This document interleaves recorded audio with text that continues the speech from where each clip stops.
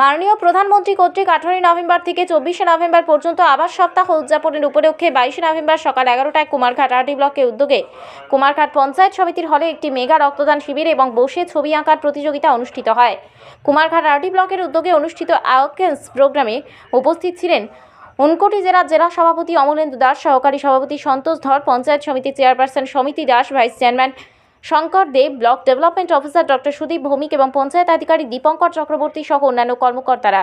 বিপুল সংখ্যক ছাত্রছাত্রীদের উপস্থিতিতে আজকের এই অনুষ্ঠান মুখরিত। আমরা গেল বছর দিল্লি থেকে নিয়ে এসেছিলাম আমাদের বিএসসি তপঞ্জয় সহ বিজয় সহ আমরা গিয়েছিলাম দিল্লি।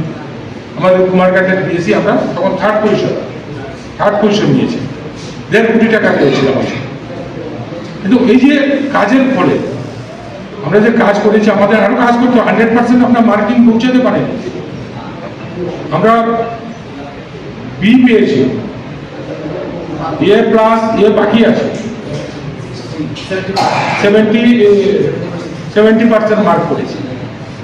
আমরা 90% উপরে গেলে এ+, 80 থেকে 90 এ, और 70 থেকে 80 বি। আমরা বি দিয়ে আছি, আমাদের যেতে হবে এ+। আর এটা একটু যদি আপনারা মনোযোগ সহকারে কাজ করেন বিভিন্ন বিষয়ের উপরে, বিশেষ করে আমরা যারা এই যে অ্যাকশন প্ল্যান তৈরি হবে, এখন জানুয়ারি পর্যন্ত অ্যাকশন প্ল্যান হবে, 2 অক্টোবর থেকে শুরু হয়েছে। এটাকে সঠিক অ্যাকশন প্ল্যান তৈরি করে। কালকে এমনও দেখানো হয়েছে মনিটরে যে 117টা প্ল্যানিং নিয়েছে, 117টা প্ল্যানিং এর মধ্যে মাত্র 2টা কাজ হয়েছে, তাও কমপ্লিট হয়নি, অনগোয়িং, কমপ্লিট নয়।